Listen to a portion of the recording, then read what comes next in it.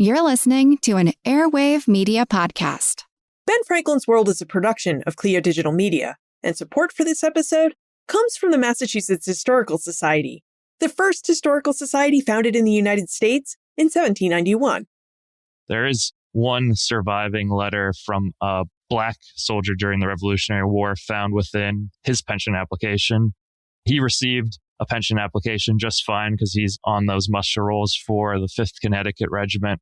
But when his wife, Judith, later applied for a pension in January 1837 to prove her marriage, she supplied in her application an original letter from John dated November 11th, 1781. He was encamped at Fishkill, New York on the Hudson River, and he stated that he'd sent 6 letters and hadn't received a letter in return. He also shared that he'd only eaten bread the last 11 days. They're just treasures when you find them.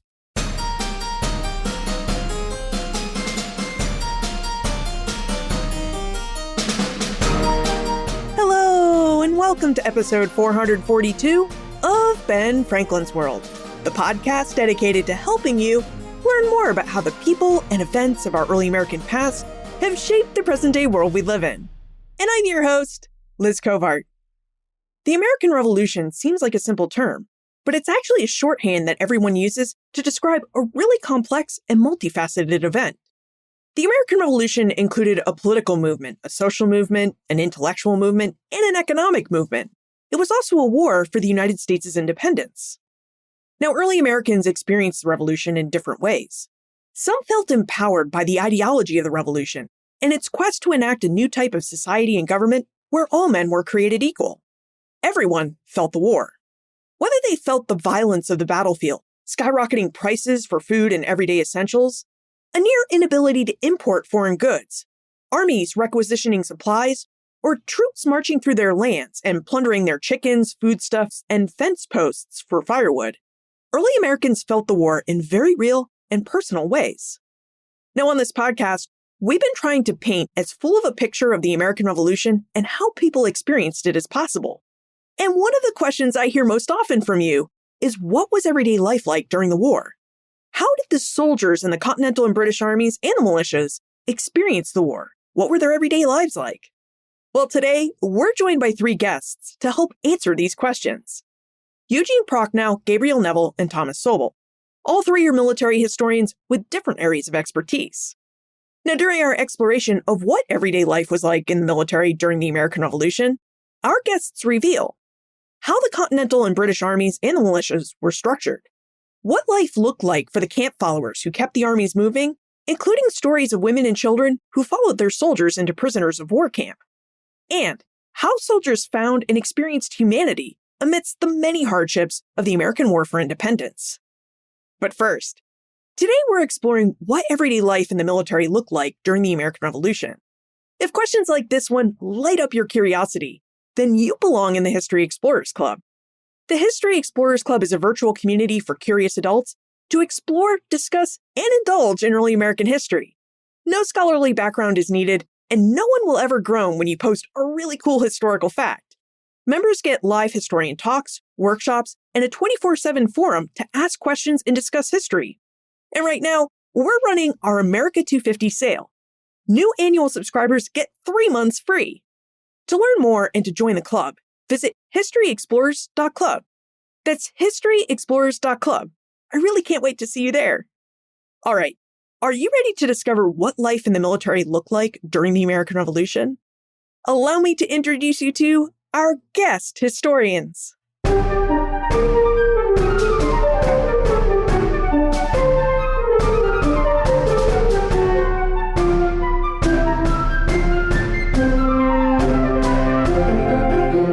Joining us are 3 guests. Eugene Prochnow is a writer and historian of the American Revolution. He's been an active contributor to the online Journal of the American Revolution. He hosts and curates a website to help researchers locate diaries and memoirs from the American Revolution at researchingtheamericanrevolution.com. He's also the author of the book, William Hunter, Finding Free Speech, a British soldier's son who became an early American. Gabriel Neville is also a writer and historian. He's written articles for the Journal of the American Revolution, Emerging Revolutionary War Era, and the American Battlefield Trust. He He is the creator of the Revolutionary Virginia website and the author of The Last Men Standing, the 8th Virginia Regiment in the American Revolution. Thomas Sobel is the Chief of Interpretation and Education at Guilford Courthouse National Military Park, which is near Greensboro, North Carolina. In 2024, he helped launch a collaborative project with the United States National Archives and Record Administration to transcribe all the pension applications from veterans who fought at the Battle of Guilford Courthouse on March 15, 1781. Welcome to Ben Franklin's World, Eugene Prochnow, Gabriel Neville, and Thomas Sobel. Delighted to be here. Yeah, thank you. Thanks for having us. So our conversation is going to be a fun one. It's going to focus on everyday life in the military during the American Revolution. But I wonder if before we dive into everyday life, if we could talk about the structure of the Continental and British armies. Gene, would you tell us about the structure of the British Army by the time of the American Revolution? And then Gabe, would you tell us about the structure of the Continental Army? Yeah, thank you, Liz. The basic unit in the British Army was a regiment, and a regiment consisted of between 500 and 700 soldiers. But effectively, during the American Revolution, they probably had about 500 soldiers or so, given that a lot of people were sick or away or recruiting lapses. So 500 is a good estimate. Each regiment was set up with 10 companies. And so divide by 10 to get the numbers of soldiers per company. And a colonel ran a regiment and a captain ran a company. And as you build above a regiment, 2 or 3 regiments became a brigade and 2 or 3 brigades became an army. An army is run by a general, a lieutenant general. There were also cavalry, marine, and engineering soldiers. So about 50 regiments served in North America for the British during the American Revolution. On the American side, it was a little bit more complicated. The Continentals modeled themselves largely after the British experience. And I'll go the other way, top down. So there were no lieutenant generals in the Continental Army, which created command and control issues, most notably at the Battle of Germantown. And then you had brigades led by brigadier generals. Major generals were the most senior rank. And then colonels commanded regiments and captains commanded companies. Each state or each colony initially created their own system at the very beginning, and those were called provincial soldiers before independence. Later, they were called state soldiers. Their job was to defend their state. And sometimes they were pulled into Continental service, and they often resented that. You also had, of course, militia and various other kinds of soldiers like volunteers and associators and Minutemen. But militia and state and Continental soldiers were generally the 3 kinds of soldiers you had on the American side. Now, when we think about the armies of the American Revolution, right, we tend to think of the Continental Army as this hastily thrown together army that came together in June 1775. Or we think of the very professional, it's been around for almost a millennia British Army that Great Britain sent over to quash the rebellion. Gene, did the British Army, because of its really long existence, have any advantages in its structure or command style because of its long existence and practice? And Gabe, did the Continental Army suffer any disadvantages because it was newly created and it was still getting used to its command structure, even in 1776? The British Army at the time of the Revolution was in an area of change. They really were going for a metamorphosis before the Revolution started and then afterwards. The general that led the Americans for the longest period of time, William Howe, advocated a light infantry model versus the heavy infantry model, which was the European model. And he was perfecting that when he brought that to America. So the light infantry would have a more action-oriented, less massed fire orientation. And so that was a major change for the British Army during the Revolution.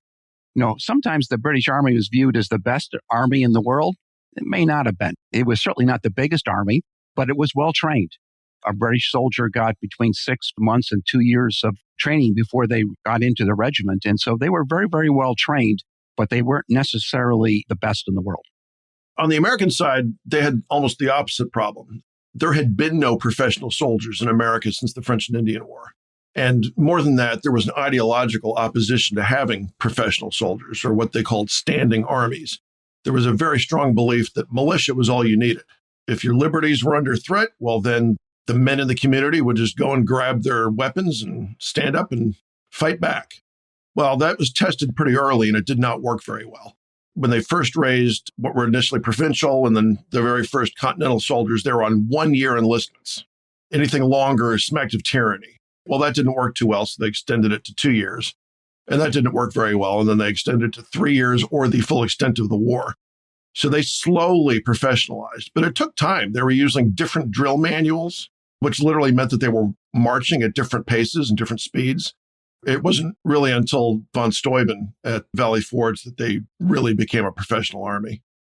And now that we've talked about the structure of the regular armies, where did militia units, German soldiers, and Indian allies fit into the structure of each army? Tom, could you tell us a little bit about this? Sure. Militia units serve varying terms of service, ranging from as short as 6 weeks to as long as 6 months. 3 months was the most common length of service. Militia units acted independently as well as in coordination with the Continental Army. At the Battle of Guilford Courthouse, Major General Nathanael Greene's army was supported by 2 brigades of North Carolina militia, 2 brigades of Virginia militia, and a few regiments of riflemen from both states. Greene's defense in depth, inspired by Morgan's use of militia at cowpens, gave militia the opportunity to fire a couple volleys at the advancing British Army and cause casualties and chaos. Through the transcription of all pension applications associated with Guilford Courthouse veterans, that's a sample size of over 2,000 veterans applications. We've also identified several South Carolina militiamen at the battle. Previously, before this project, it was assumed that all South Carolina militia left Greene's army under Andrew Pickens after Weitzel's Mill, an engagement on March 6, 1781. Indigenous allies weren't present in the Battle of Guilford Courthouse, but warriors from the Catawba Nation had acted as scouts for Greene's army earlier in the campaign. In one pension application, Ambrose Month of Virginia Continental identified in his testimony before a court of record as part Black and part Shawnee. I am sure there were likely other mixed-race soldiers in the battle as well. The British Army at Guilford Courthouse included the Hessian Regiment von Bose and a company of Jaegers. They were led by their own officers, but certainly served under the overall command of Charles Lord Cornwallis. So something that I was thinking about as I was preparing for this conversation is that we often talk about how in early America, most early Americans didn't really experience the government in their personal lives, in their day-to-day lives. But in the military, the soldiers would have experienced the government, or at least the government structure, in their day-to-day lives. So could we talk about how most soldiers experience the structure of their respective armies or militia units in their day-to-day lives? I can answer from a British perspective that the British soldiers were volunteers. So they were not drafted. Only a few people were drafted during the war, but 98% were volunteers, and they were career soldiers. So they wanted to go into the army to become a professional soldier. So they committed to government and a government job. And they typically did that in their mid-20s after learning some kind of trade. The most common British recruit was a weaver. And when the economy went down, the recruits went up and the army was able to recruit more people. So it was very much of a choice to join the British Army, and they really committed to it for life. On the American side, there's a misconception about militia that a lot of people have. Essentially, every man over the age of 16 and in most states to the age of 50 was enrolled in the militia. So if someone says they had an ancestor in the militia, the proper response is, of course you did. The only duty associated with being in the militia was you had to show up for drill a couple times a year just to sort of practice. If there was an emergency, if there was a war, if there was a conflict with the Indians or some other event, then they would muster and the neighborhood captains would ask for 50 volunteers to form embodied companies. And so they would literally stand in a line and 50 men ideally would step forward. That's where that expression comes from. And then they would go into active service or embodied service. So in that way, it's a little bit like a reserve force. They were only supposed to serve for a short term. And then, they were very eager to get back to the farm and milk the cows or to harvest the wheat or whatever it is that they had to do. The Continental experience, the distinction there is important. Yeah, a typical tour of duty for a North Carolina militiaman during the Revolution would have been patrolling their county or neighboring counties to keep an eye on their loyalist neighbors and keep loyalists who are actively in the field fighting in check.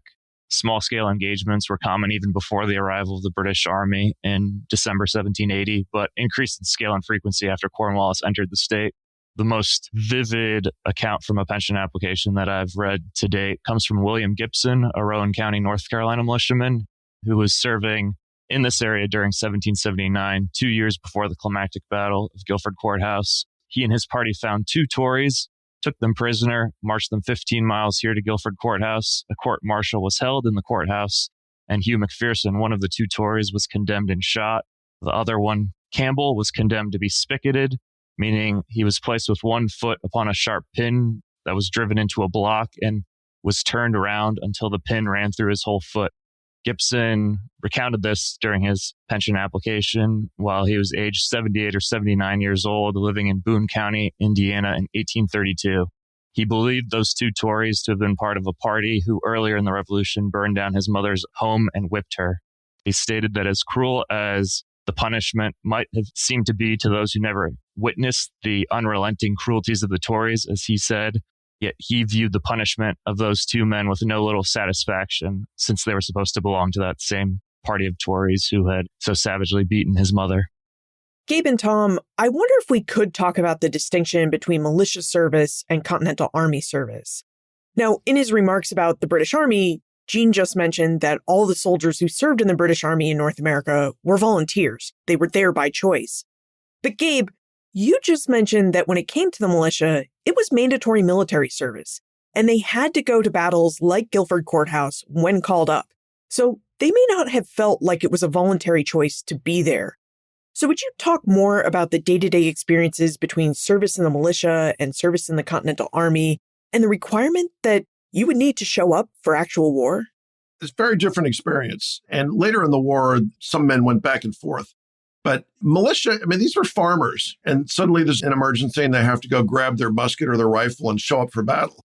And they've had some training, but it's literally just play acting a couple times a year down at the county courthouse. Frankly, they generally were not great soldiers.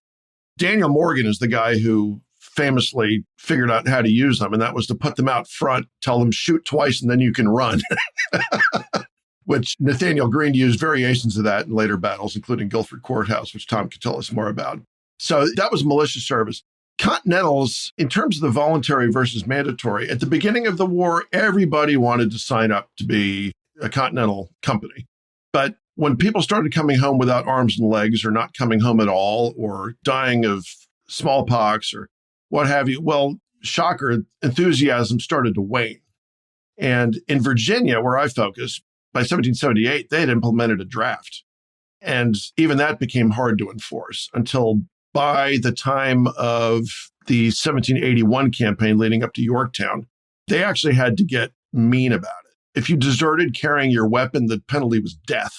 They got very serious towards the end of the war. We see in pension applications a lot of men who served consecutive terms of enlistment in the militia acting as substitutes for relatives or neighbors to accrue additional pay or to just put themselves in harm's way rather than an older relative or friend. We also see in the cases of a lot of the North Carolina militiamen who fled after firing one shot only at the first line, running all the way home, that they are then called into service in the North Carolina Continental line, because North Carolina militia law stipulated that if you deserted, you're then called for service in the regular Continental Army. So many of these men had never fought in a battle before. The British bayonet charge intimidates them, but they fight far more competently and professionally in the later battles of the Siege of 96 in Eutaw Springs. Generally, the militiamen are older on average than professional soldiers. As far as Gene's perspective on the Crown forces, we know that Hessians were even older on average than British soldiers because of their incredibly long terms of service. Late in the war, you started to have Continental soldiers who had served their full terms and cycled out, showing up in militia.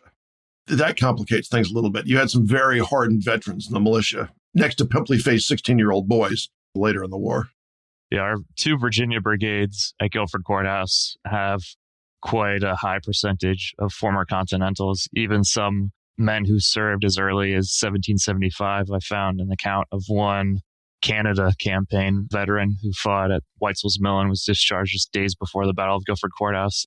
In 1776, he's fighting at Three Rivers.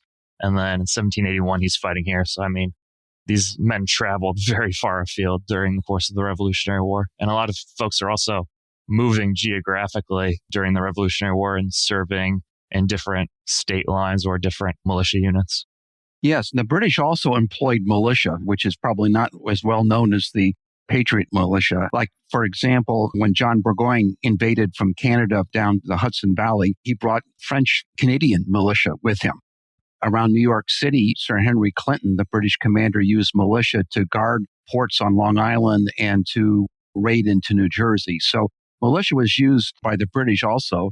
The British also had something that was kind of a hybrid between a regular army force and a militia force, which were basically rangers. And so they would volunteer for a specific campaign and would raid from Canada into New York or raid from New York City into New Jersey. And so those ranger companies were very prevalent, and a lot of battles were fought between the Rangers and American militia that aren't as well known. In fact, I just saw a study that said there were over 300 of those battles in the New Jersey area. Now let's turn to everyday life. Jane would like to know more about the men who served in the armies. So Jane, you had started to talk about whether there was a typical type of recruit or a background that those recruits came from when it came to the British Army. And that's really what Jane would like to know. So Jane, I wonder if you could tell us more about the British Army, and then we'll move to Gabe about the Continental Army and Tom about the militia. And please tell us whether each type of fighting force had a typical recruit. It's interesting because it's a broad range. A little known fact is that there were many Europeans in the British Army. And so it wasn't all just British residents. In fact, the British Army is actually split into two armies. One was for England and Scotland, and another one was for Ireland. So depending upon where the regiment was based, provided what was the composition of those armies. Those armies would recruit in their local areas and also recruit externally. It was the job of the regiment itself to do its own recruiting. And so they got people wherever they could. And there was something called the King's Shilling. So that was taking the King's Shilling, you committed to the regiment, and that shilling was your recruiting bonus or bounty that you received for doing that. And then the officers and recruiting force actually got a bonus for making that recruit. So it was a financial incentive for the regiment to recruit soldiers to keep it up to snuff in terms of its numbers. And what about the Continental Army, Gabe? Well, Continental Army, it's no surprise that at the beginning of the war, everybody was eager to serve, right? So you had college students and the sons of wealthy plantation owners and America's best and brightest, very eager to serve. And they would go serve their 1-year enlistment. Sometimes they were even shorter, 9 months, just a campaign season. As the war dragged on, the shine came off, and you started to have local leaders complaining that they could only find vagrants to enlist. It changed dramatically over time. And Tom, was this also true for the militia? So militia, as Gabriel's described, they're predominantly farmers. We also see some artisans, even the occasional teacher, which I find cool because as a park ranger, I consider myself just a different kind of teacher. So I sort of identify with those veterans. But yes, one of the most difficult tasks we've had in sort of sorting the veterans, we're trying to identify them based off the unit they were fighting in at the Battle of Guilford Courthouse to locate them on the battle. But as Gabriel described, they often had served earlier in the Continental line. So figuring those men out when they're giving pretty hazy recollections at times or not as much detail as you'd like to read. Militia represent the society. So they're fighting in family groups often as well. You see a lot of the same family names that still remain in Guilford County, North Carolina, from the Guilford County, North Carolina militiamen who fought here, including most famously the Forbes family, of whom one of their descendants was a former mayor of Greensboro in the 1990s. That gets to an important point about recruiting. In Virginia, where I focus, and presumably the other colonies as well, recruiting was a company level enterprise. Colonels and generals were not involved in recruitment. And early in the war in Virginia, counties were assigned quotas, and counties appointed the company officers. So companies tended to be a guy and his kid brother and all of their friends and neighbors. Often you would have a captain and a second lieutenant who were brothers. And as Tom said, lots of similar last names and lots of guys from the very same neighborhood. So these were literally bands of brothers and friends who went to war together. A little known fact about the British Army was there were many Americans in the British Army. So it was not just recruited by people from Britain and from Europe. Americans volunteered for the British Army, and sometimes people that were in the Continental Army decided to switch over to the British Army. And that happened a fair amount during the war. So there was a lot of back and forth, and people that were in the British Army went to the Continental Army. So the desertion rate was pretty high and people switched allegiances regularly. Yeah, by the late stage in the war at the Battle of Guilford Courthouse in 1781, you have what Gene's describing, but then I'm also reading in pension applications of men who served in the Continental Army and were languishing on a prison ship in Charleston or Savannah, and they're being incentivized by the Crown forces to switch sides. And you have some of those men receiving pension applications for their earlier service, but they're residing now in like Nova Scotia or New Brunswick. And a couple of those men specifically stated that they enlisted so that they wouldn't die of the terrible conditions on the prison ships. And they said that they would only serve in other theaters of the war. So these men were then transported to the Caribbean and fought. One Georgia Continental, whose application I read recently, he said, sure, I'll enlist, but he deserted as quickly as possible and found his way from Georgia all the way to North Carolina. And who knows where he fought on the battlefield here, but he joined Greene's army just in the weeks leading up to the fight. Now, we know that both armies, and presumably the militias as well, had support from women. And Stessa would like to know more about this auxiliary help. She's also very curious to know about the rules that governed women, children, and local settlers who interacted with and helped the army. So, how did these armies and the militia units interact with women, children, and other local populations? And what kind of rules govern these interactions? Tom, would you like to speak first? Certainly. Here on the battlefield at Guilford Courthouse, you had Greene's fighting soldiers 13 miles north at the camp at Troublesome Creek. You had a few hundred soldiers acting as baggage guards, frequently sick or disabled soldiers, and all the camp followers and the women. So after this bloody battle, all the walking wounded who were able to flee the 13 miles after the 2.5-hour fight would have been cared for by camp followers acting as nurses. The British Army was an expeditionary force of the empire, right? So the British had an empire at this time. They sent their army over to protect their empire. And these deployments of these regiments overseas were for 5-10 years plus. And so families had to go with the expeditionary force. I would say most families did. There were some women that did stay home in the British Isles and did not travel with their husbands, but most families did travel. So there was provision for families, and families were integrated into the military life. They had to obey military law. They were subject to court-martial. They had the same kind of rules and regulations. If they got caught stealing or any kind of property crimes, they were punished just like the soldiers would be punished. And they received rations from the British Army. Women, believe it or not, got a half ration, and children got a quarter ration. So those were probably not enough to live on, so they did work. And by the way, if you were a nurse in the hospital, you got a full ration. So that was incentive for you to work in the hospital. They had jobs and worked as part of Army life. It was a natural thing to see women in camp and women doing support activities. So it was a very common thing. There's probably about one woman for every 8 soldiers in America, and probably is a 1-to-1 ratio between women and children. Those numbers changed based upon various points in time in the war and whether they were on campaign or in garrison duty. But there was a significant amount of women. They were very important to the operation of the Army. And Gabe, what about women's role in the Continental Army? So I have looked closely at a diary for a guy named Sergeant Thomas McCarty, who was in Captain William Cron's company from Pittsburgh in the 8th Virginia Regiment. In that diary, he has a list of messes. It may be the only surviving list of company messes on the American side from the war. And interestingly, some of the messes include women. And it'll say, if there's someone's wife. Now, I don't know if this is representative of the Continental Army broadly, but there are fewer women than I might have expected from the literature. There are only 4 or 5. A couple of them are identified as spouses, others just the name. Interestingly, there are also a couple of unaccompanied children. So these are just 8 or 9-year-old boys who are out on an adventure. Mom and dad are who knows where, and they're just out having fun, not otherwise on the rolls. So these are not drummer boys. These are just hangers on. One of which actually applied for a pension application 50 years later. This is kind of fun. It should be said that it's clear from the record that while some of the women who participated as camp followers had productive duties, many of them really had no choice. They were there almost as an act of desperation, right? Their husband was the breadwinner, and he had been drafted or he had volunteered, and they couldn't survive on their own at home. So they followed their husbands, and it was not a great life. They were not always treated terribly well.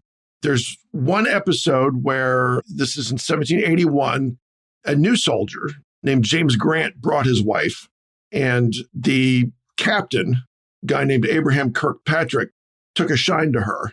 And given the ranks, right, there was nothing that Private Grant could do about it. And he found his wife in the captain's tent one day and lost his cool and fired a musket into the tent, shooting out the captain's eye. Well, justified or not, Grant was hanged after a court-martial for mutiny, I think 3 days later. And of course, there's no word about his wife. We don't even know her name. So in a lot of ways, it wasn't a great life being a camp follower.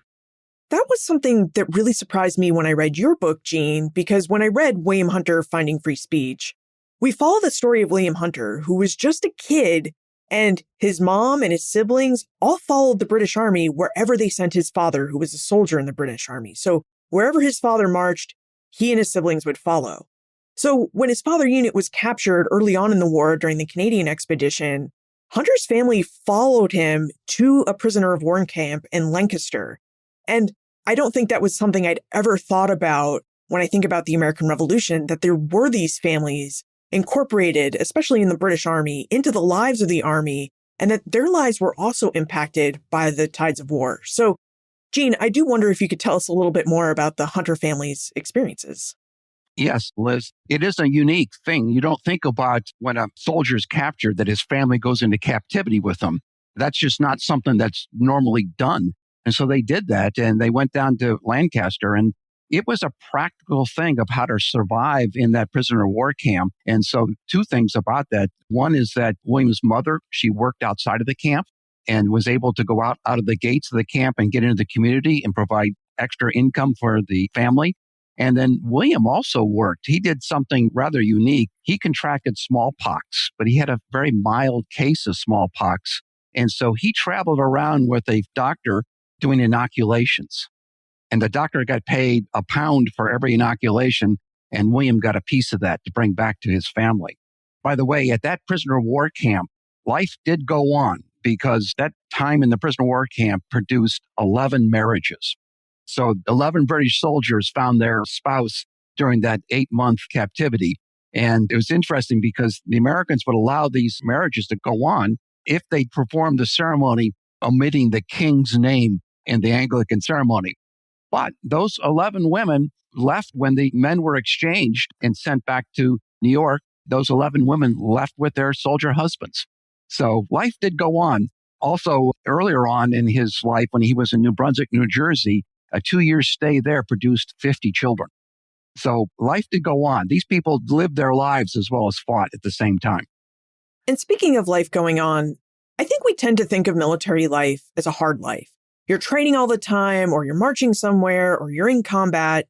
Carl would like to know about downtime in the Army. So was Army life all work and no play, or were soldiers able to also find some downtime?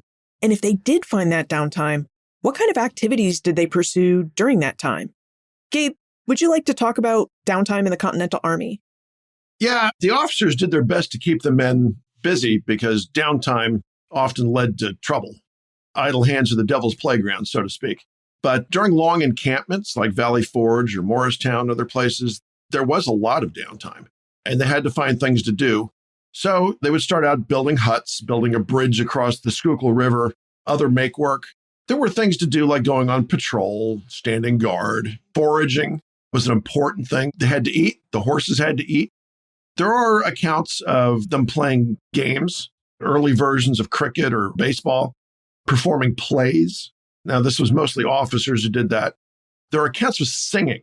My impression is they sang a lot. There are a couple of accounts of veterans missing the songs that they used to sing in camp with their friends. And these are songs that they made up often about their experiences in the war. And some of these survive as poems. The music's lost, but there are long multi-verse poems about military experience. There were arts. We've all seen these powder horns with the carving in them. It's not technically scrimshaw, but it's the same sort of craft. Their shoes always wore out, and they would sit and sew moccasins to replace them. There was a lot to do. And what about in the militia? Tom, was there any downtime while serving in militia units when they were in the field? A great example of maybe a typical tour of duty for a Virginia militiaman serving down in the Carolinas is most of your tour of duty is marching all of those miles to find the American army, avoiding the British army while you're doing that. There are plenty of accounts of militiamen who were captured just days before the Battle of Guilford Courthouse and could hear the battle and see the battle from British captivity. But a lot of your tour of duty is commuting, being with the army, sometimes a very short time for a major engagement, and then commuting home. Yeah, Liz, we really can't underestimate how much walking and marching these guys did. Thomas McCarty, who I mentioned, the guy with the mess record, he signed up in Pittsburgh and then marched all the way to Williamsburg, Virginia. And then he marched all the way to New York. And that was just in the first 8 months. These guys walked thousands of miles in many cases.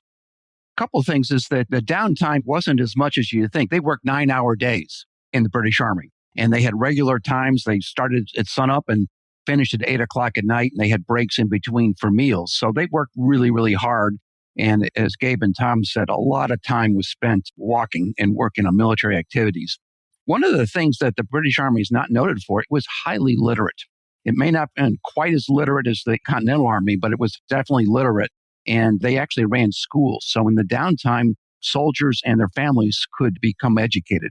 And then also the ones that weren't educated got read to for entertainment. Reading books aloud and reading newspapers aloud was a favorite pastime. There's one incident in William Hunter's life where he was reading aloud 1001 Nights, which is, we call the Arabian Nights. So they like those exotic stories. And so that was a common thing to do, was to read to each other at night as a way to relax and to unwind after pretty arduous work.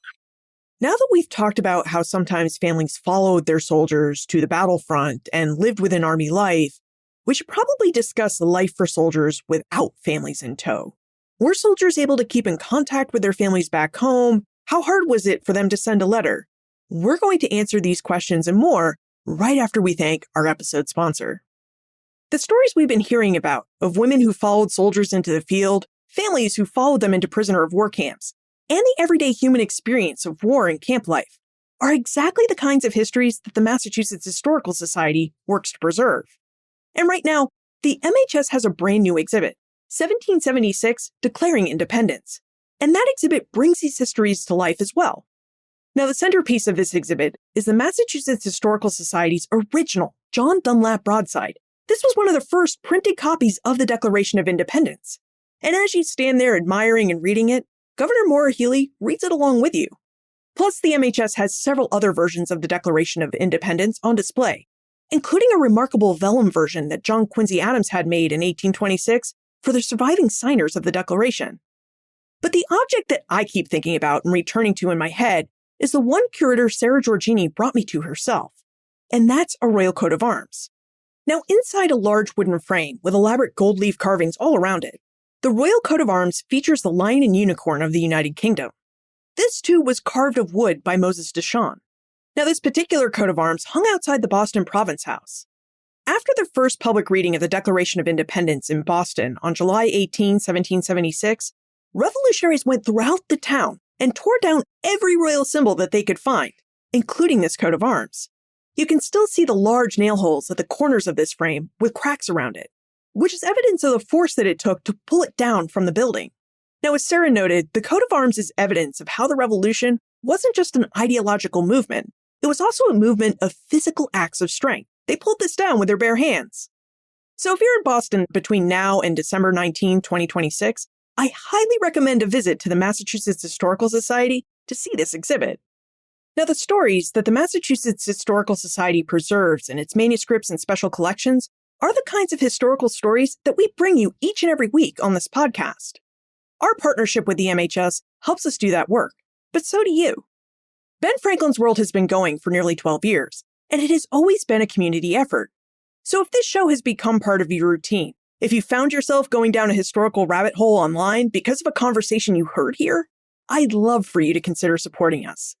And today, we're starting our annual fundraising campaign. Between now and the end of July 2026, we'd like to add 50 new donors. And I can't think of a better moment to ask. We're in the 250th anniversary year of the Declaration of Independence and the birth of the United States. A moment when the questions that this podcast is always asked feel more alive and needed. So if you've been thinking about supporting this podcast, this is the time to do it. You can make your first gift in any amount at benfranklinsworld.com/donate. That's benfranklinsworld.com/donate. Every gift keeps this work going and our conversations freely available to anyone who wants them. So thank you for listening. Thank you for caring about this history. And thank you for helping us continue to tell it. And a sincere thank you to Sally E., Jennifer E., James E., Christine E., Patricia E., and Robert E. for your generous support. Now, how were soldiers able to keep in contact with their families back home? Eric would really like to know more about the communications that soldiers had between themselves and their family members, and really what the mail service was like during the American Revolution. Gabe, was it easier for Continental soldiers to keep in contact with their family because they were fighting in North America? For the average soldier, they generally just were not in contact with their family until they got home or if they got home. There was one postal road in America. That was the King's Highway, which ran from Boston to Charleston. It was built for the mail, but to my knowledge, that's the only postal route that existed. And it was probably not fully functional during the war. Other than that, you literally needed to know that somebody was traveling the right direction to send a letter. And you'd hastily write a letter. These letters are typically signed with a name, and then it will say courtesy of whoever it is that's traveling. And hopefully that letter would not miscarry, was the term. Hopefully it would get to the audience. And for officers and in emergencies, they also had express riders where you would literally write a letter, hand it to a soldier. He would get on his horse and he would ride 3 days and deliver it to the person it was intended to. But that was special. Tom, what about the militia? Were militiamen riding home during their shorter terms of service? Yes, certainly. The richest correspondence that we have from a Guilford Courthouse battle veteran home comes from Major St. George Tucker. He was a famous lawyer and professor in Williamsburg, Virginia. At the time of the Revolutionary War, he's serving as a major in the Prince Edward County, Virginia militia. His correspondence with his wife, Frances, or Fanny, really provided an intimate look into the concerns of a husband and father, and her very frequent letters sent to him without timely replies show her high degree of anxiety for her husband's safety. Tucker sent an initial letter with sort of an account of the battle, but then followed it up with another letter stating that he'd just received a few days of absence to let his injured leg heal. And then he also states that their older sons, Dick and Theo, might expect to have to take up their muskets and help fight if the Southern Army is beaten again, if war comes into Virginia. Francis's first reply to a letter received after the battle stated, "I used to tell you it was necessary for your bravery to be put to the test before I could give you all my heart, but I little thought when I was jesting it would be so soon or so pained in the experiment. Heaven defend it from such evils again." And she also shared that their sons had brave words for their father. Dick said he would with pleasure limp in his stead, and Theo said he was ready to take the field whenever called on. So those primary sources and letters from a soldier to their family is much rarer for the Revolutionary War than later conflicts, but incredibly rich. There is one surviving letter from a Black soldier during the Revolutionary War found within his pension application. He received a pension application just fine because he's on those muster rolls for the 5th Connecticut Regiment. But when his wife, Judith, later applied for a pension in January 1837 to prove her marriage, she supplied in her application an original letter from John dated November 11th, 1781. He was encamped at Fishkill, New York on the Hudson River, and he stated that he'd sent 6 letters and hadn't received a letter in return. He also shared that he'd only eaten bread the last 11 days, which really rings true with what we know of the Army's monotonous diet and difficulty in, supplying nutrition to their soldiers. So while rare, as Gabriel says, they do exist. They're just treasures when you find them. And Jean, what about the British Army? If they were having trouble in North America getting mail back and forth to their loved ones, surely it was more difficult for soldiers to keep in touch with their families back in England or Europe. Yes, soldiers' mail could piggyback off government packet ships. The British government operated several fast ships that sent official correspondence, orders, and military dispatches between England and the United States. And so soldiers could piggyback off of that service and send their letters back and forth.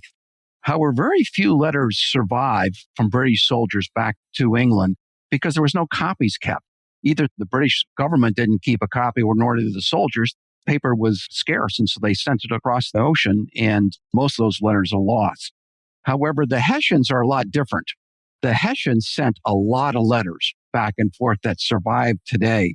In fact, one of the recipients at a university in Hesse Castle reports that he received 500 letters from soldiers in North America over the course of the war. So if you look at Hessian and other German Principality archives, you will find a lot of letters from soldiers that were deployed here in America. And actually, that's a very rich source of information about family life in the war and what soldiers had to endure here in the United States. And it's becoming more and more mined by historians, and we're learning a lot more about the conflict through those letters. It seems fascinating that it was really hard to get a letter home to your family in North America, but it sounds like it may have been easier to get letters from North America to Europe because of those regular mail packets. Yeah. Now, to turn our conversation back to something that Gabe mentioned earlier, which is messes, we'd like to talk about food. Deborah is really curious about food procurement for the Army. So how did armies acquire and distribute food, and how did their supply chains work? Jean, would you like to start and keep us with the British Army and tell us about how their supply chains worked? Believe it or not, most of the food that the British Army consumed was actually produced and sent over from Britain. They operated a series of ships called victualizers that provided the victuals, which was food back then, and they sent everything across the pond. In fact, they even sent forage for horses in those ships because they really didn't have a way to grow food. They didn't control enough territory to have food. Also, what's unusual about the British system was that food supply was run by the Treasury Department, not the Army or the military. And so the Treasury Department, so you had conflicts between those functions here. And so getting communications back about where the food was needed and how much of the food was needed was not an easy task. One of the things that is also lesser known is that the British suffered from food shortages just like the Americans. William Hunter's experience during the winter of 1777 and 1778 in Philadelphia demonstrates that it was not only the Continentals at Valley Forge that were destitute of food, it was also the British. And they were really low on supplies. And the British had to forage for food just like the Americans had to forage for food by taking food from the local population. So this idea that the British were snug as a bug in Philadelphia while the Continentals starved is just not true. They both were starving. This also gives us a new perspective, or at least a different perspective, of the British need to protect its control and access of North American harbors with its naval power. Because if all their food was coming in from England, then they really needed a way to get it into North America. Absolutely. And a lot of times historians will criticize the British generals for being timid and not willing to be aggressive and not willing to go on campaign. But it was British doctrine that before you went on campaign someplace, you needed to have 6 months of a supply of food as a minimum. And you say, well, geez, 6 months, that's a lot of food. But it really isn't when your supply chain is at least 2 or 3 months to get the food across the pond and then also to get the food by horse and wagon to the army. So there wasn't a lot of extra food. So food supply really impacted the operation of the war. And for the year 1779, the British really did not go on expedition, did not have any offensive actions because they really didn't have enough food. And Tom, what about the militia? Did the militia rely on Continental Army type supply chains, or did it have its own food procurement and supply system? They're really responsible for themselves until they join the Army, and then they can take advantage of the Army supplies. Liz, my answer there is that it was a mess. These guys spent a lot of time hungry. The commissary department had real problems throughout the war. You had states squabbling with Congress and everybody pointing fingers at each other. Washington eventually took his very best battlefield commander and put him in charge of logistics, Nathanael Greene, to try to fix things. So they would go on foraging expeditions. They would impress, in other words, take food from people and hand them receipts saying, yeah, we'll pay you later. And what they were going to pay them with was Continental dollars on paper that were not really worth that much. So farmers and communities began to literally hide their food in the forest so that the army couldn't get it. You had some states, Jonathan Trumbull, the governor of Connecticut, was particularly good about supporting the army. But whatever he provided, it went on ox carts that had to travel very long distances on unpaved roads. And if it's during a winter encampment, the roads are terrible and the food might not get there. It might be spoiled when it gets there. So food was a persistent issue throughout the war, and soldiers spent a lot of time quite hungry.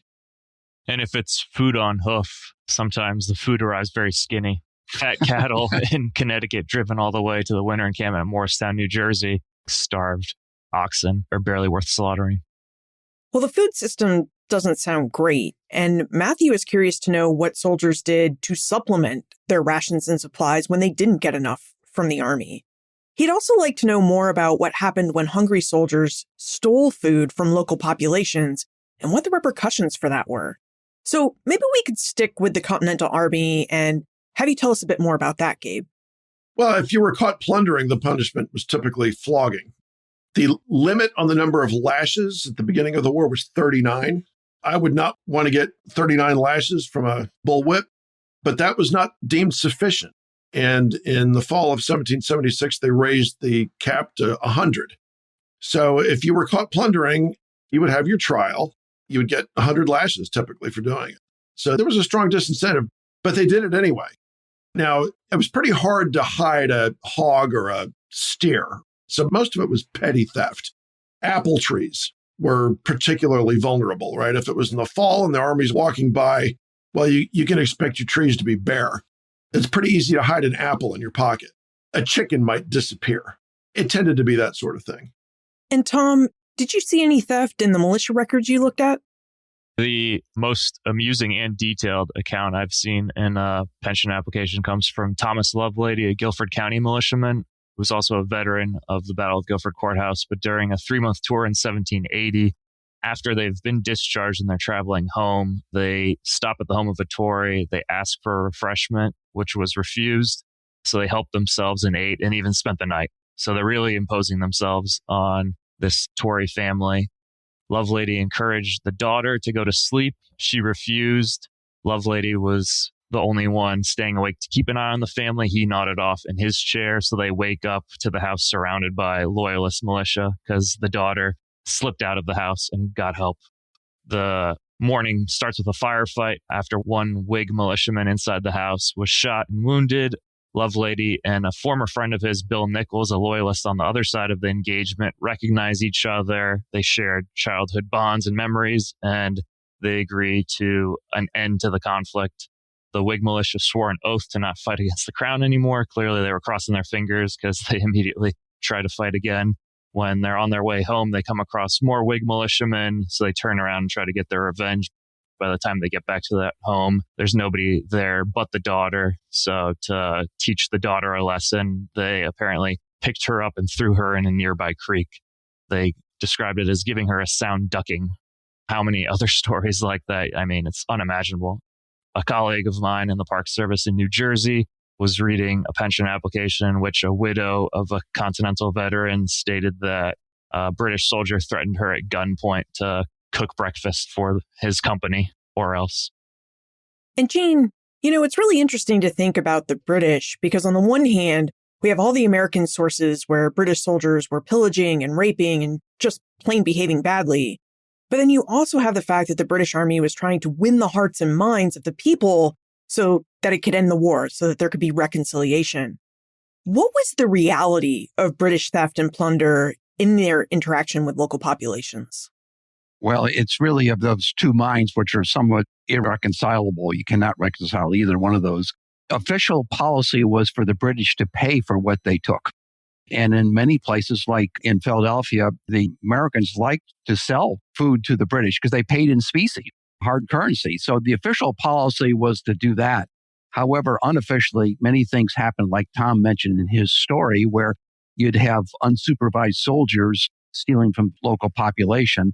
And the British did give lashes, as Gabe mentioned. They did the same kind of thing, though in the British Army, they could give you 500 lashes. So I don't know quite how you survive that, but that was the official limit to that. So they did actually police themselves a bit, but it still took place. And there was a lot of plundering going on. And when you're that hungry, they just kind of do what they got to do. The Hessians were particularly noted for plundering. They were the plundering par excellence. And in fact, their ruler, the Landgrave, basically, as part of their recruiting contract to join the army, guaranteed them a part of the plunder, which they did receive. And when Benedict Arnold came in and raided Virginia, he was awarded a share of the tobacco that they found and stole. And the soldiers got a piece of that pie. When that tobacco was sold in England, they got some money for that. So plunder could actually be something that was a pecuniary interest for the soldiers. Speaking of wartime plunder, we've seen movies about World War II, where soldiers capture some German soldiers, or they enter a house and they take the Nazi flag, or they take a Luger off a German officer and then they bring those mementos home. Did similar types of war plunder happen during the American Revolution? And if so, Margie would like to know what kinds of mementos soldiers took from the opposing side to bring home.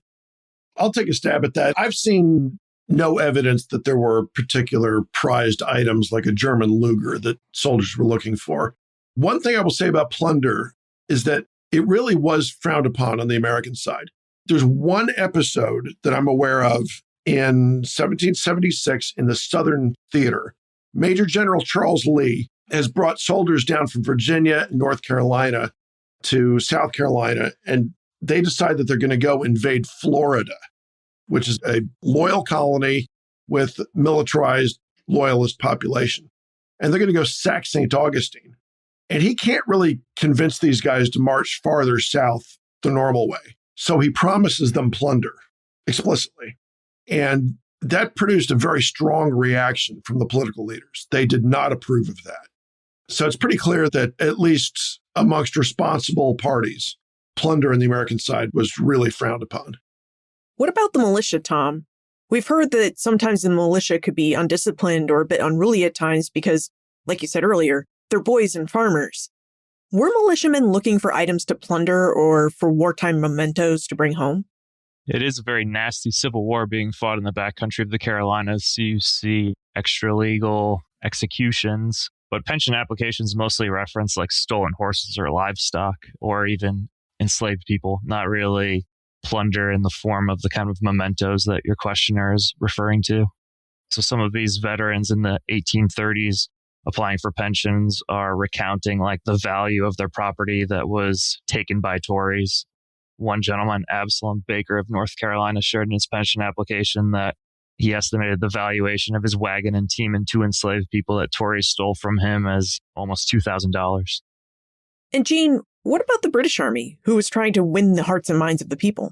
Yeah, but on the other hand, as Tom mentioned, it was a civil war, and so it degraded into that. There are lots of stories of soldiers passing a home. They go in the home, they pull out the mahogany chest of drawers that has secret compartments in it, so they don't worry about finding the secret compartments. They just take an axe to the chest of drawers and bust the whole thing open, basically to find money, silver, jewelry, things that were portable, and that's what they were really looking to get from in terms of plunder. So they weren't really looking for mementos. They were looking for things that could be very portable, very put into money, and that could be used to buy things with. So that's really what they did. But it happened more often than not, and it happened on the fringes of the armies and was where there was a fringe around the army of lawlessness, and they were able to take advantage of that, and that's what they did. Shifting gears, Charles would like to know more about medical care in the Army. He'd like to know what kind of medical treatment soldiers received in the field when they were sick and wounded, and what the structure of medical care was like. He'd like to know whether there were any battlefield hospitals or MASH units on the front lines, followed by larger hospitals a bit further from the front, and then hospitals for convalescents. Yes, and basically, after a battle took place, they had a flag of truce to go on to the battlefield. Neither side controlled it completely to care for the wounded. I just read an account of the Green Spring battle in Virginia where they allowed both the Patriot and the British surgeons and physicians to go on and care for the wounded. And that took place under a flag of truce, and people were able to get some care. Now, soldiers received that kind of care, but when they had to go to a hospital, they resisted that greatly because basically hospitals were places where you went to die. And so they did not want to go to hospitals. And so they resisted that as much as they could. But on the other hand, they had to have hospitals, and they did set up. The British had pretty good army regulations around setting up hospitals. They required them to be cleaned with soapy water and vinegar. They used a lot of vinegar for cleaning back then, and they had a lot of regulations about that. However, there was never enough beds, so they had to share beds, and they lived in very close quarters. And the physicians themselves were mostly self-trained, or a lot of them were self-trained, so it wasn't the greatest of care. But they did have both field hospitals and regimental hospitals. Most of the regimental hospitals were in churches or some kind of government building, courthouse type of things. And so they were not professional hospitals. They were really set up for the care of the army. So that's the basic structure of the British medical system. And what about the Continental Army system, Gabe? Well, this is not modern medicine. They didn't know about germ theory. They knew that some diseases were communicable, but they didn't quite understand how or why. Vector-borne diseases, they didn't understand how malaria was spread. They thought it was the bad air, malaria. That's where the word malaria comes from. The Revolution was actually a very low battlefield casualty war compared to later wars. There were no automatic weapons. Muskets and rifles took a while to reload. By far, most of the deaths were from disease. And the way this looked, you put a bunch of guys living in the open, close together in coastal South Carolina in the summer. They're all going to get malaria. It's just guaranteed. So they got sick, and a lot of them died. There were very large numbers of soldiers that died from malaria in the South. Throughout the colonies, smallpox was an issue. They did know how to inoculate, but it was very controversial early on. Like, why on earth would you intentionally give somebody smallpox? It just seemed insane, right? But a lot of soldiers died of smallpox during the Canada expedition in 1775-76. They tried to cover it up, but there was a lot of smallpox leading up to the New Jersey-New York campaign in 1776. And finally, Washington just decided, okay, we're going to inoculate the whole stinking army. He tried to do it in secret over that winter of 76, 77. And I forget the numbers precisely, but 4 or 5% of people who were given smallpox by inoculation could be expected to die. Still dangerous. But if you got it naturally, you had I think a better than 50-50 chance of dying. Now, malaria, there was one treatment for it, and that was the bark of the cinchona tree, which grows in Peru. This was highly prized stuff, and there was a market for it. But it was hard to get, and they usually got it too late. But malaria lasts forever in your gut. So there are accounts of Revolutionary War soldiers who were still taking cinchona bark in the 1820s.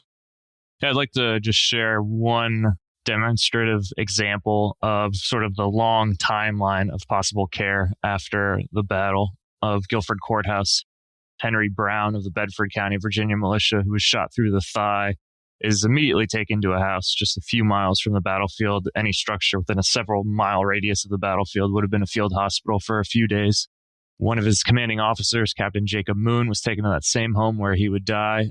Brown survives and was carried all the way to Troublesome Creek, where the army was camped after the battle, and then taken further afield to a hospital on the Dan River. His father and brother traveled to the hospital and brought him home in a horse litter. In his pension application of 1832, Brown shared he was confident he was confined to that house for more than 12 months and suffered from the wound considerably for the rest of his life. So that's just one example. We've talked a lot about the intimate life of living and working in the Continental and British armies and in the militias. And I'm wondering if there's one thing that you really wish more people understood about military life and experiences during the American War for Independence. Tom, is there something that you wish more people knew?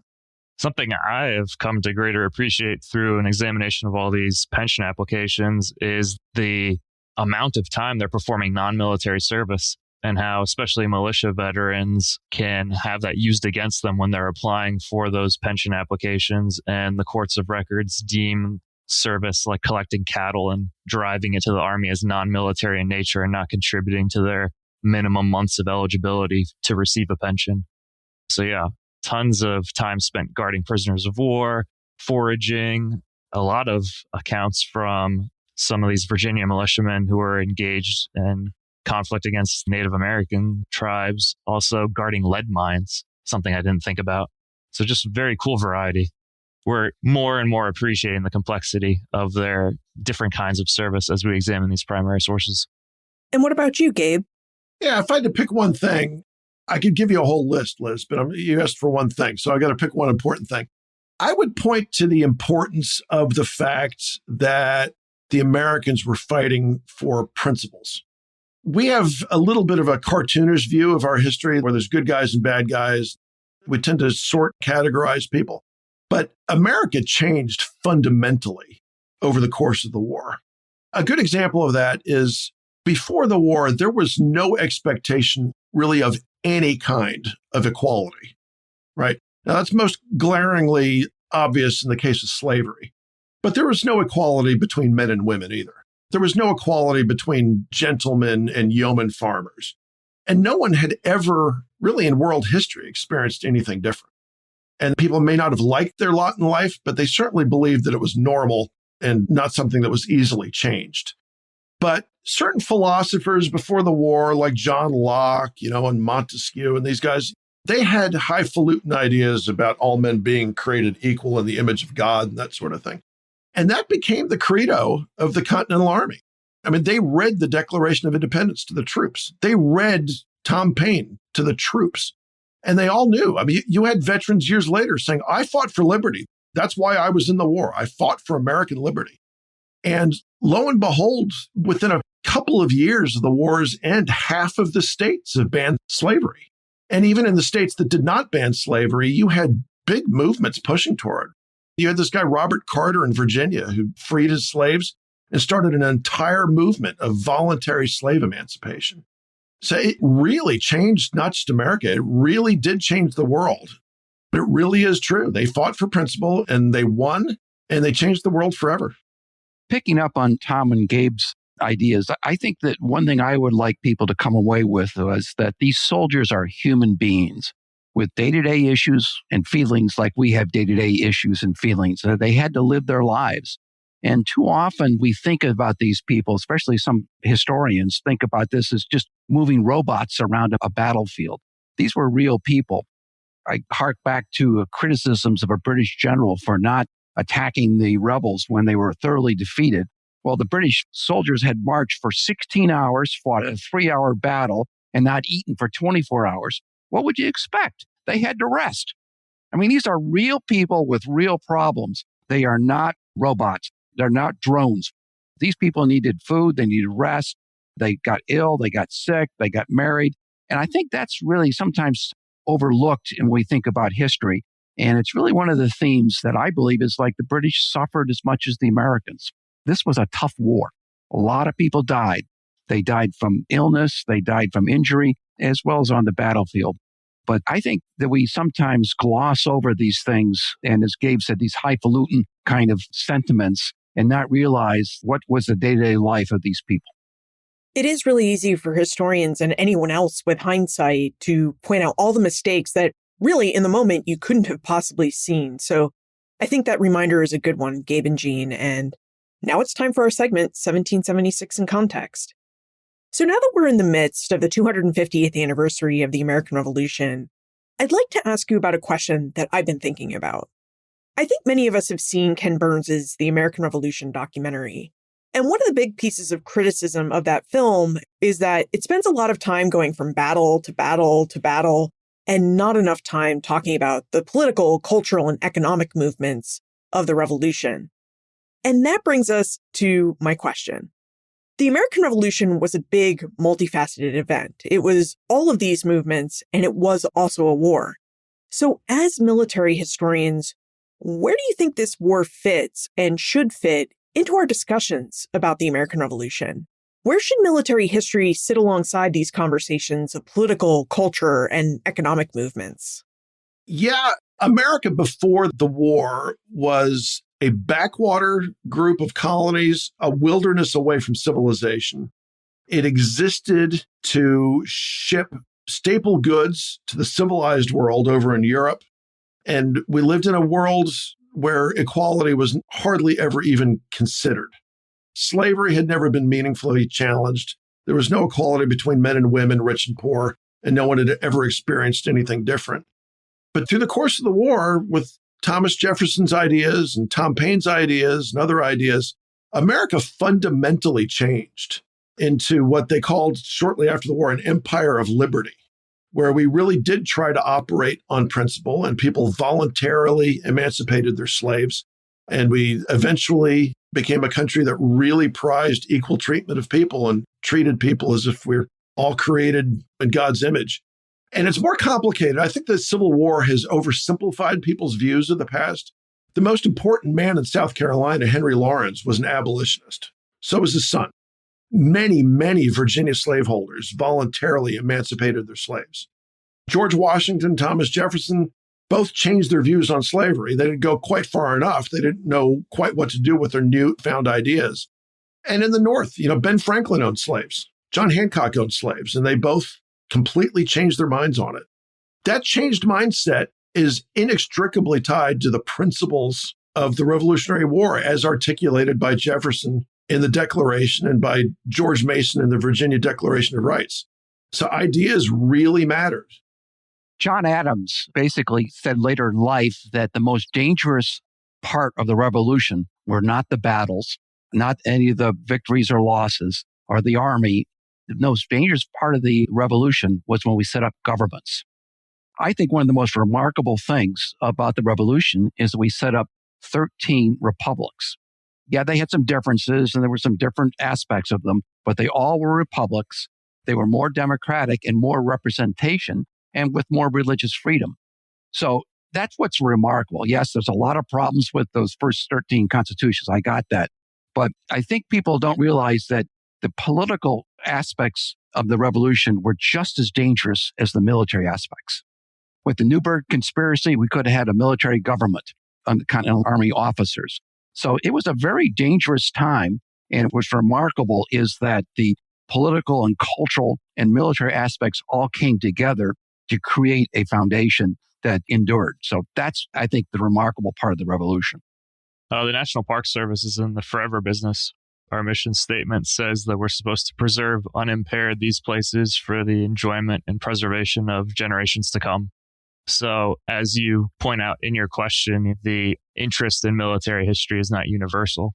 So to try to undertake projects like the transcription of veterans' pensions, in which you're learning as much about the veterans' livelihoods and their families' financial welfare in the 1800s as anything you learn about their military service in the Revolutionary War. It does paint a fuller picture of society in the 1780s and the 1830s and the 1840s. But we really, at what we call the cannonball parks in the National Park Service, need to not only do a better job in being public historians who aren't just focused on how a regiment marched through a battle and encountered their enemy, but also think about all the other reasons folks come to these places. For Guilford Courthouse National Military Park, this is 250 acres of amazing woodland in a very urban area. So the vast majority of the 400,000 users of the park every year are just park neighbors who are recreating and using this as a beautiful green space. So we need to recognize that for national parks, it's a larger issue of relevance than just how relevant are we telling the story of our nation's past, but how are we allowing folks to use these places in other ways and ways that they find more meaningful, perhaps. Speaking of Guilford Courthouse, Tom, are there Revolution 250 activities going on this year that we should be aware of so that we can come and visit this summer and fall? Yes, certainly. We'll have an amazing event on Independence Day, but given that we're a March battle anniversary, our biggest events of the year are already behind us in 2026. We had our first ever Descendants Symposium, in which 5 descendants of Guilford Courthouse veterans shared their ancestors' stories, and we had over 100 descendants in the audience listening to those stories. And that's an annual event that we're committed to doing. So given we're a Southern campaign site, we're focused even beyond Freedom 250 being this year. We're looking towards continuing to tell these stories into 2031 and beyond. You also helped inaugurate a new transcription program for pension records with the United States National Archives. Is there a way we can participate in this program, volunteer and also access these records when we do our own family and Revolutionary War research? Yes, the National Archives and Records Administration digitized all 83,000 files, and they need the help of thousands of citizen archivists. Volunteers across the country can access these records with an internet connection and begin transcribing and volunteering.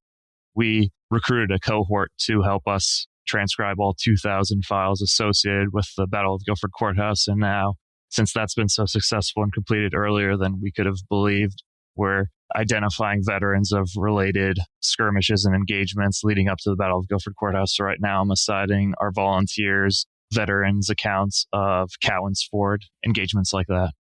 And how can we get involved? Because we might like to volunteer. Yes, exactly. You can search for the Revolutionary War Pension Project, National Archives. You just have to create an account and you begin selecting any application you want. They're sorted by state or sometimes by interest area or subject.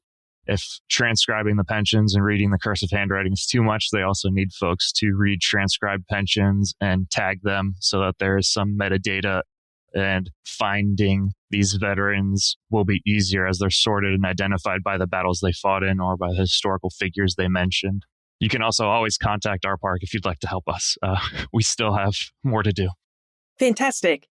And Jean and Gabe, you've written books about the American Revolution and you write a lot of articles about it for different online and print publications. Is there one project that you're working on now that you're particularly excited about? Yes, Liz, I have a book forthcoming this summer on the first 13 state constitutions. It's called Revolutionary Democracies. It'll be at the bookstores in July, hopefully by July 4th. That's the goal. It talks about how these constitutions were really assertions of sovereignty and how the states really ran the show and how they only delegated certain small few powers to the Articles of Confederation. And it talks about the variety of laws that were put in place and things that you never thought about. For example, women could vote in New Jersey for 30 years. So there's a lot of variety in those constitutions. So it's been a lot of fun, and I hope people will enjoy it.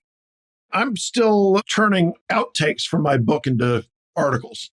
Anybody who's written a book like this, you know that you have to leave a whole lot of stuff on the cutting room floor. So I'm trying to use that material so that work doesn't go to nothing. Looking forward, I am contemplating a few books, but I've got two ideas that are in contest. One is an outline of Virginia's forces in the Revolutionary War. There was a book written on it in the 70s that really needs to be updated and expanded. I also want to write a biography of a particular soldier who really stood out and work on my existing book. A guy named William Dark from Shepherdstown, now West Virginia, who remarkably was in 4 different conflicts. He was in the French and Indian War, the Revolutionary War, the Northwest Indian War, St. Clair's defeat. He's the only officer to escape that battle with his reputation enhanced. And he also helped suppress the Whiskey Rebellion. And to top it off, he got in trouble under the Alien and Sedition Acts during the Adams administration. So a remarkable life. I'd love to write a book about him. And if we have more questions for you about your different projects and your work, where's the best place for us to get a hold of you? I enjoy responding to feedback and would encourage listeners to contact me. My blog is researchintheamericanrevolution.com, all one word. That would be one place to contact me. The second was my email, which is geneprock@gmail.com. And I would enjoy hearing from listeners. I have a couple of websites. One is dedicated to the regiment that my book is about, and that's just 8thvirginia.com. So the number 8, 8thvirginia.com. The website that I mostly use now is the new one, which is virginia1776.com. I'm a public servant, so my job is to respond to the public. So contact me through Guilford Courthouse National Military Park, nps.gov/GUCO. You can email me at thomas_sobel@nps.gov.